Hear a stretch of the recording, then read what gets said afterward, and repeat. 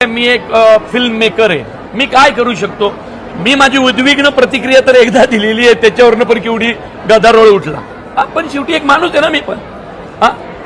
आता महाराष्ट्रात ज्यांना ज्यांना पोरी आहेत, जे जे पोरींचे बाप आहेत, ज्या ज्या पोरी आहेत, त्या पोरींच्या बापांना विचारा ती बातमी पाहिल्यावर काय झालं असेल.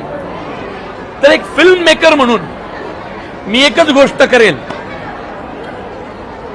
मी एखादा तरी देऊळ बंदचे जे 11 भाग वाणी साहेबांनी डिक्लेअर केले आत्ताच सांगतो, एखाद्या भागात या अशा नरा धमांना चेचायला स्वतः आता स्वामींनाच यावं लागेल, एवढंच सांगतो तुम्हाला.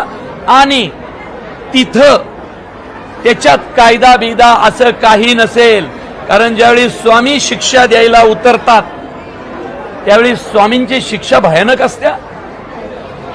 तुम्हाला काय वाटतं?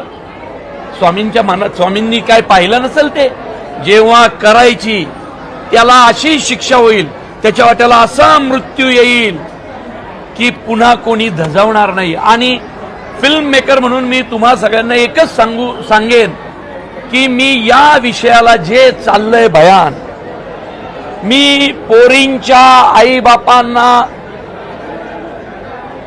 एक आशेचा किरण देण्यासाठी असा एखादा चित्रपट बनवेन की त्या नराधमांना असे मृत्यू दिसतील त्या चित्रपटात की ते पाहून पुन्हा कुणी असं करण्याची हिम्मत करणार नाही. जसं मुळशी पॅटर्न नंतर शेतकऱ्यांच्या जमिनी धाक धपटशाने घेणं बंद झालं, कुणी काही म्हणा, पण मुळशी पॅटर्ननी शेतकऱ्याला खडबडून जाग केलं. आता अशा नराधमांना धडा शिकवायची वेळ आहे. मी एक